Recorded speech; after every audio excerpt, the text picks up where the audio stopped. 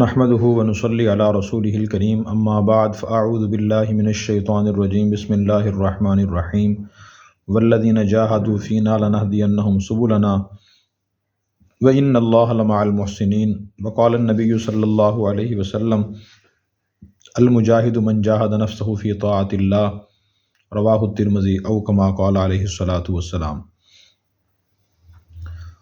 دین ہمیں مجاہدہ نفس کا بھی حکم دیتا ہے کہ ہر مسلمان مجاہدہ نفس کرے۔ مجاہدہ کا معنی ہوتا ہے کوشش کرنا۔ قرآن کریم کی سورہ عنکبوت میں اللہ تعالیٰ نے ارشاد فرمایا کہ جو لوگ ہمارے راستے میں یا ہمارے لیے جد و جہد اور کوشش کریں گے ہم انہیں اپنے راستے ضرور دکھائیں گے، اور بے شک اللہ تعالیٰ نیک لوگوں کے ساتھ ہیں۔ اور اسی صورت کے شروع میں فرمایا کہ من جاہد فإنما یجاہد لنفسی، کہ جو شخص بھی جہاد کرتا ہے یا کوشش کرتا ہے تو اپنے فائدے کے لیے ہی کرتا ہے۔ ان اللہ لغنی عن العالمین، بے شک اللہ تعالیٰ جہان والوں سے بے نیاز ہیں۔ اس سے معلوم ہوا کہ جو بھی انسان کوشش کرتا ہے جائز کوشش تو اس کا فائدہ خود اسی کو پہنچتا ہے۔ قرآن کریم کی ایک اور آیت سے معلوم ہوتا ہے وَأَلَّيْسَ لِلْإِنسَانِ إِلَّا مَا سَعَىٰ، انسان کو وہی کچھ ملتا ہے جس کے لیے انسان محنت اور کوشش کرتا ہے۔ تو یہ آیت ہمیں بتاتی ہیں کہ ہمارے لیے زندگی میں محنت اور کوشش کرنا ضروری ہے اپنے تمام جائز مقاصد کے لیے، اور محنت اور کوشش نہ کرنا، صرف یہ سوچتے رہنا کہ شاید میری قسمت اچھی ہے، یا صرف دعا کرنے سے یا تقدیر میں لکھا ہوا تو یہ میرا مقصد پورا ہو جائے گا، تو یہ ایک بڑی غلط فہمی ہے۔ انبیاء علیہ السلام نے بھی مجاہدے کیے، کوششیں کی۔ پھر کوشش دو طرح کی ہوتی ہے، ایک کوشش تو ہوتی ہے دنیا کے کاموں کے لیے، آدمی کسب حلال کے لیے کوشش کرتا ہے، زراعت کے لیے، تجارت کے لیے، معیشت کے لیے، تو وہ کوششیں بھی اگر جائز ہیں تو باعث فضیلت اور ثواب ہیں، لیکن چونکہ ہمارا موضوع تو اس وقت دین کی کوشش ہے کہ دین کے لیے کوشش کرنی چاہیے، یعنی اس کا کیا طریقہ ہے، کون سی کوششیں کرنی چاہیے۔ تو جیسے دنیا کی ہر چیز انسان کو محنت کوشش سے حاصل ہوتی ہے، دین بھی انسان کو محنت اور کوشش سے حاصل ہوتا ہے۔ تو اس کے لیے جو مجاہدے کرنے کی ضرورت ہے وہ دو تین قسم کے مجاہدے ہیں۔ پہلی قسم تو مجاہدہ کرنے کی یہ ہے کہ آدمی یہ کوشش کرے کہ میرے دل میں برے خیالات نہ آئیں، ان برے خیالات سے بچنے کی کوشش کروں، مثلا نظر کی حفاظت، بری صحبت سے اجتناب، بری چیزیں دیکھنے سے، بری باتیں سننے سے اجتناب، اس کا مجاہدہ۔ کیونکہ انسان کا دل یہ کرتا ہے کہ جتنی بری چیزیں ہیں خود دل ان کی طرف مائل ہوتا ہے۔ قرآن کریم میں خود اللہ تعالیٰ نے ارشاد فرمایا، حضرت یوسف علیہ السلام کے ارشاد نقل فرمایا وما ابرئ نفسی ان النفس لامارۃ بالسوء، کہ میں اپنے نفس کو بری قرار نہیں دیتا، بے شک نفس تو برائی ہی کا حکم دیتا ہے۔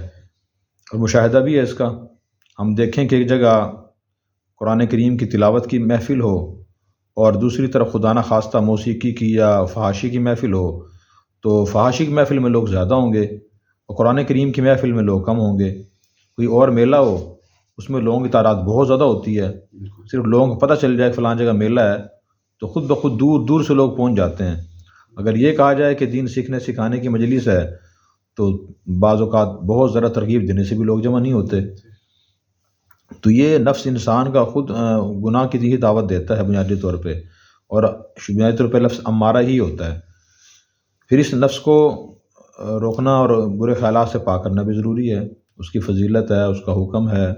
قرآن کریم میں اللہ نے فرمایا قد افلح من زکاہا، یقیناً وہ شخص کامیاب ہوگا جس نے اپنے نفس کو پاکیزہ کر لیا۔ اس پاکیزگی میں ظاہری طہارت بھی شامل ہے کہ انسان کا جسم ظاہری حصہ کسی ناپاکی میں ملوث نہ ہو، اور اس میں باطنی طہارت بھی داخل ہے۔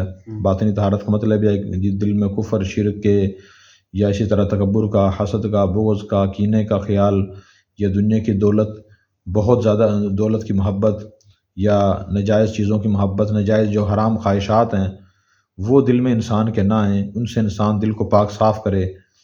اور اس کے لیے بھی ظاہر ہے وہی بات ہے وَلَيْسَ لِلْإِنسَانِ إِلَّا مَا سَعَىٰ، کہ انسان محنت کوشش کرتا ہے پھر چیزیں دل سے ہٹتی ہیں، اس کے بغیر ہٹتی نہیں ہیں، ہوتی ہیں دل میں۔ یہ نبی پاک صلی اللہ علیہ وسلم گناہوں سے معصوم تھے، تو آپ نے ایک مرتبہ صحابہ کرام کو بات سمجھانے کے لیے ارشاد فرمایا کہ ان شیطان یجری فی الانسان مجری الدم او کما قال علیہ السلام، کہ انسان کے جسم میں شیطان ایسے دوڑتا ہے جیسے رگوں میں خون دوڑتا ہے۔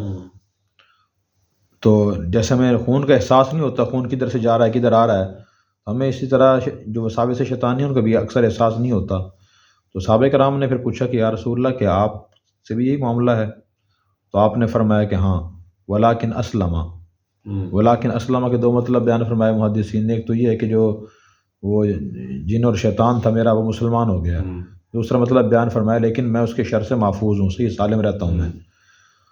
تو یہ غلط خواہشات آتی رہتی ہیں۔ قرآن کریم میں پھر ایک اور جگہ اللہ نے فرمایا وَأَمَّا مَنْ خَافَ مَقَامَ رَبِّهِ وَنَهَى النَّفْسَ عَنِ الْهَوَىٰ فَإِنَّ الْجَنَّةَ هِيَ الْمَأْوَىٰ۔ تو جو شخص اپنے رب کے سامنے کھڑا ہونے سے ڈرے گا کہ میں قیامت میں اللہ تعالیٰ کھڑا کیسے ہوں گا، ان گناہوں کا جواب، باتوں کا جواب کیسے دوں گا، اور وہ اس نے خود کو نفسانی خواہشات سے روکا تو جنت اس کا ٹھکانہ ہوگی۔ تو ایک تو غلط خواہشات جو حرام خواہشات ہیں، گناہوں کی خواہشات ہیں، غلط بد نظری کی، بری چیزیں دیکھنے کی، سوچنے کی، ہاتھ پاؤں کی، ان سے خود کو بچانا یہ ضروری ہے۔ اور جو خواہشات اور خیالات انسان کے ہوتے ہیں پھر انہی کی بنیاد پہ انسان کے اعمال بنتے ہیں، جیسا خیال ویسے ہی انسان کے اعمال۔ تو اس کا بھی مجاہدہ کرنا پڑتا ہے۔ اگر اس کا مجاہدہ انسان کرنا شروع کر دے تو پھر آدمی کا دل پاکیزہ ہو جاتا ہے اور ظاہری اور باطنی پریشانیوں سے، حرام کاموں سے انسان بچ جاتا ہے۔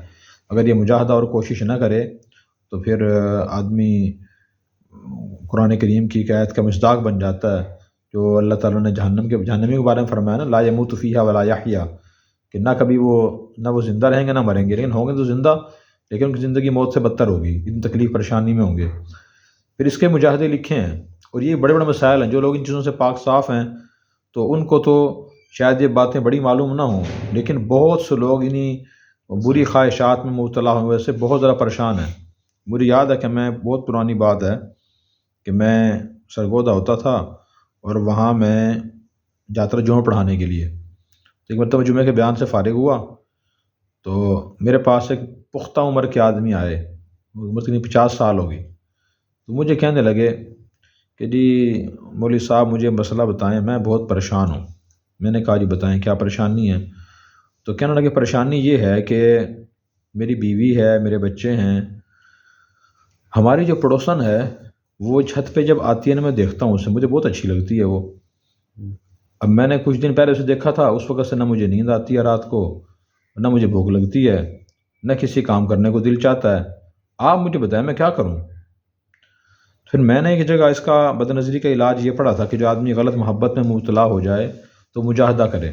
مجاہدہ وہ یہ ہے کہ وہ جس کی ناجائز محبت دل میں آ گئی ہے اس کے بارے میں یہ تصور کرے، بار بار سوچے کہ اس کے چہرے پہ ناک کی ریزش وغیرہ لگی ہوئی ہے، یا بال ٹپکتی ہے، اور وہ ایسی چیزیں میٹھی چیز لگ جاتی ہے، اور مکھیاں بیٹھی ہوئی ہیں منہ پہ، تو یہ تصور کرے، وہ بار بار یہ تصور کرے۔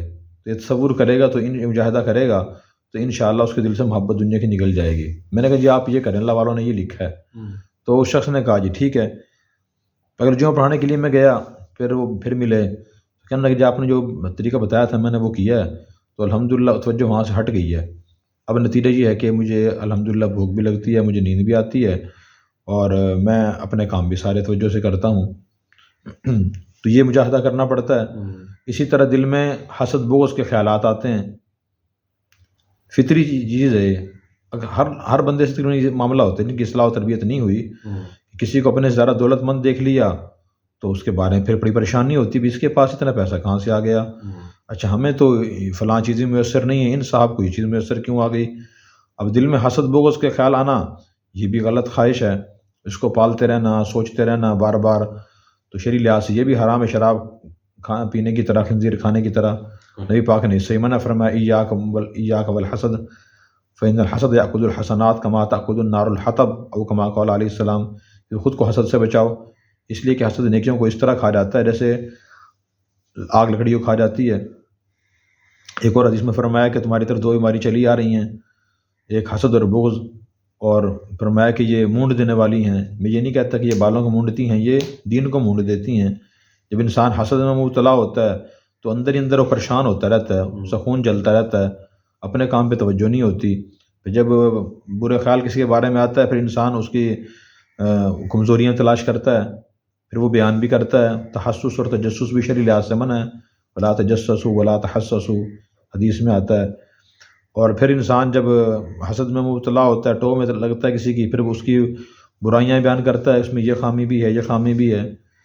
پھر ہر آدمی محتاط بھی نہیں ہوتا کہ وہ احتیاط سے بات کرے، بعض اوقات وہ الزام تراشی بھی کرتا ہے، اچھا بدگمانیاں بھی کرتا ہے کہ فلاں شخص نے جو یہ کام کیا ہے، کام تو اچھا تھا لیکن نیت خراب تھی اس کی، اس کا مقصد یہ تھا۔ آج کل ہم دیکھتے ہیں کہ لوگ دوسروں کے کاموں کی وجوہات بیان کر رہے ہوتے ہیں کہ اس شخص نے یہ کام اس وجہ سے کیا ہے، اور یہ جو کام نہیں کیا اس وجہ سے نہیں کیا، فلاں کی شادی میں شریک نہیں ہوئے، اس کی وجہ یہ تھی کہ وہ اس سے حسد رکھتے ہیں، وہ فلاں کی شادی میں شریک نہیں ہوئے، اس کی وجہ یہ تھی کہ دل میں بخل تھا، اگر میں وہاں جاؤں کچھ پیسے دینے پڑیں گے، اس لیے وہاں نہیں گئے، وہ وہاں اس لیے نہیں گئے کہ وہ ان کو اچھا نہیں سمجھتے، شادی سے خوش نہیں ہیں، حالانکہ بعض اوقات وجہ کوئی اور ہوتی ہے، وجہ یہ ہوتی ہے کہ آدمی طبیعت ٹھیک نہیں ہوتی، یہ مصروفیت ہوتی ہے، یا وہاں کوئی اور مسئلہ ہوتا ہے جس وجہ سے وہ نہیں جاتے۔ تو اس لیے مجاہدہ کرنا یعنی خود کو حرام کاموں سے، حرام خیالات سے بچانا یہ ضروری ہے۔ ایک تو یہ مجاہدہ کرنا ضروری ہے، دوسرا مجاہدہ کرنا ضروری ہے فرائض کو ادا کرنے کے لیے۔ جتنے بھی ہمارے ذمے اللہ کے حقوق ہیں، بندوں کے حقوق ہیں، تو انسان آزاد رہنا چاہتا ہے کہ میں بس آرام سے کھاؤں پیوں، سیر و تفریح کروں، پسندیدہ چیزیں میں کھاؤں، اور جو خواہشات ان کو پورا کرتا رہوں، ذمہ داریاں پوری نہ کروں۔ تو خود کو مجبور کرنا، مجاہدہ کرنا کہ میں ساری چیزیں پوری کر دوں، سارے حقوق ادا کروں، یہ ایک مشقت طلب کام ہے، تو اس کا مجاہدہ کرنا بھی ضروری ہے۔ نبی کریم صلی اللہ علیہ وسلم نے اس لیے ارشاد فرمایا کہ المجاہد من جاہد نفسہ فی طاعت اللہ، یہ جامع ترمذی کی روایت ہے، تو اسے بعض محدثین نے ضعیف قرار دیا ہے، لیکن مضمون اس کا درست ہے کہ اصل مجاہد وہ ہے جو اللہ کی، جو اپنے نفس سے جہاد کرے اللہ کی اطاعت کرنے میں۔ اللہ کی اطاعت یہ کہ فرائض کی ادائیگی ہو، سستی کاہلی کی وجہ سے فرائض میں سستی نہ ہو، کاہلی نہ ہو، یہ بندوں کے حقوق اپنے ذمہ جو واجب ہیں تو ان کے ادائیگی میں انسان مجاہدہ کرے، نہیں میں نے یہ کام کرنا ہے، اور یہ کام ہے بہت مشکل۔ جو آدمی گھر کا سربراہ ہے، مثلاً بڑا بھائی ہے، وراثت کا مالک وہ بن گیا، اگر وہ بہت دیندار نہیں ہے تو اس کے لیے چھوٹے بھائیوں کو حصہ دینا بہت مشکل کام ہے۔ نفس یہی چاہے گا کہ یہ اختیارات میرے پاس رہیں، سارے زمین جائیداد میرے پاس رہیں۔ اچھا جو آدمی اس کی تربیت نہیں ہوئی تو وہ کس سے قرض لے رہے تو واپسی کو دل نہیں کرتا، اپنی خواہشات پوری کروں، فلاں کو قرض واپس نہ کروں، بعد میں سوچیں گے، دیکھیں گے، چلو دے دیں گے۔ تو اس لیے فرائض کو ادا کرنے کے لیے بھی مجاہدہ کرنے کی ضرورت ہے۔ نبی کریم صلی اللہ علیہ وسلم نے اس لیے بعض محدثین نے اس کو حدیث قرار دیا، اور بعض نے قول قرار دیا کسی اللہ والے کا، کہ آپ جب ایک غزوہ سے لوٹ رہے تھے تو فرمایا کہ رجعنا من الجہاد الاصغر الی الجہاد الاکبر، کہ ہم چھوٹے جہاد سے بڑے جہاد کی طرف لوٹ رہے ہیں۔ تو جو بڑا جہاد تھا وہ جہاد نفس تھا، کیونکہ دوسروں کے خلاف لڑنا، جہاد کرنا وہ انسان کے لیے آسان ہے، خود اپنے من کو مارنا اور خواہشات کی خلاف ورزی کرنا یہ انسان کے لیے بہت مشکل اور دشوار کام ہوتا ہے۔ اچھا پھر میں ایک بات کی اور وضاحت یہاں ضروری ہے، وہ یہ ہے کہ جو خواہشات ہیں ساری خواہشات بری نہیں ہیں۔ بعض لوگ قرآن کریم کی آیات کو اور احادیث کو سمجھ کے یہ پڑھ کے سن کے سمجھتے ہیں کہ شاید انسان ہر خواہش کے خلاف ورزی کرے، نہ کبھی اچھا کھانا کھائے، نہ کبھی اچھا کپڑا پہنے، نہ اچھی سواری استعمال کرے، نہ کبھی خوشبو استعمال کرے۔ اگر وہ استعمال کرتا ہے تو وہ تو دنیا دار آدمی ہے، خواہشات کے پیچھے پڑا ہوا ہے۔ تو شریعت نے جائز خواہشات سے منع نہیں کیا، ناجائز خواہشات سے منع کیا ہے۔ میں نے ایک واقعہ پڑھا تھا کہ ایک عبادت گزار تھے، اسی طرح ان کے پاس علم نہیں تھا، تو انہوں نے کہیں اس طرح کی آیات اور احادیث سن لی کہ نفسانی خواہشات کی خلاف ورزی کرنے سے انسان اللہ کے قریب ہوتا ہے، جس سورہ نازعات کی آیت سنائی ونہا النفس عن الہویٰ فإن الجنۃ ہی مأواہ، کہ جس نے نفسانی خواہشات کی خلاف ورزی کی تو وہ جنت اس کا ٹھکانہ ہوگی۔ تو اس کے بعد انہوں نے تہیہ کر لیا کہ آئندہ میں اپنی کوئی خواہش پوری نہیں کروں گا۔ چنانچہ ان کو بھوک لگتی تھی وہ کھانا نہیں کھاتے تھے، پیاس لگتی تھی پانی پینا چھوڑ دیا، نیند آتی تھی تو خود کو سلاتے نہیں تھے، نفسانی خواہش ہے تو۔ پھر اس کے بعد خیال پیدا ہوا کہ میں خوشبو سونگھ لوں، تو گندگی انہوں نے کس چیز میں لے کے جیب میں رکھ لی۔ جب بھی تقاضا پیدا ہوتا، خیال ہوتا کہ میں خوشبو سونگھوں تو وہ گندگی سونگھ لیتے تھے۔ کچھ عرصے کے بعد کسی صاحب علم دوست سے ملاقات ہوئی تو انہوں نے پوچھا بتاؤ زندگی کیسے گزر رہی ہے؟ تو انہوں نے کہا جی بہت اچھی گزر رہی ہے۔ پوچھا وہ کیسے؟ کہا جی کہ میں دن بدن اللہ کے قریب ہو رہا ہوں۔ تو پوچھا کہ وہ ہمیں بتائیں وہ طریقے کیسے قریب ہو رہے ہیں؟ تو انہوں نے بتایا کہ میں نے یہ سنا تھا کہ جو آدمی نفسانی خواہشات کی خلاف ورزی کرتا ہے تو جنت اس کا ٹھکانہ ہوگی، وہ اللہ کے قریب ہوگا۔ تو جب سے میں نے یہ بات سنی تھی اس کے بعد سے میں نے اپنی تمام خواہشات کو کچلنا شروع کر دیا، نہ میں کھانا کھاتا ہوں، نہ پانی پیتا ہوں، نہ آرام کرتا ہوں، اور خوشبو سونگھنے کو دل کر تو میں گندگی سونگھ لیتا ہوں۔ انہوں نے کہا بھائی وہ بات تو ٹھیک ہے، خواہشات کی خلاف ورزی کرنے سے اللہ قرب نصیب ہوتا ہے، لیکن تشریح آپ نے کہاں سے لی ہے؟ تو انہوں نے کہا جس کے بات کا مطلب یہی ہے، اور کیا مطلب ہے؟ پھر ان کو بتایا کہ بھائی آپ تو فطرت سے جنگ کر رہے ہیں، انبیاء علیہ السلام بھی کھانا کھاتے تھے، پانی پیتے تھے، آرام فرماتے تھے اور خوشبو سونگھتے تھے۔ انہوں نے کہا اچھا بات تو آپ کی ٹھیک ہے، واقعی میں نے تو نہیں سنا کہ انبیاء رات کو آرام نہ کرتے ہوں، کھانا نہ کھاتے ہوں، پھر اس بات کا مطلب کیا ہے؟ پھر ان کو بتایا کہ بھئی اس بات کا مطلب یہ ہے کہ جو خلاف شرع ناجائز خواہشات ہیں ان سے خود کو روکنا باعث فضیلت ہے۔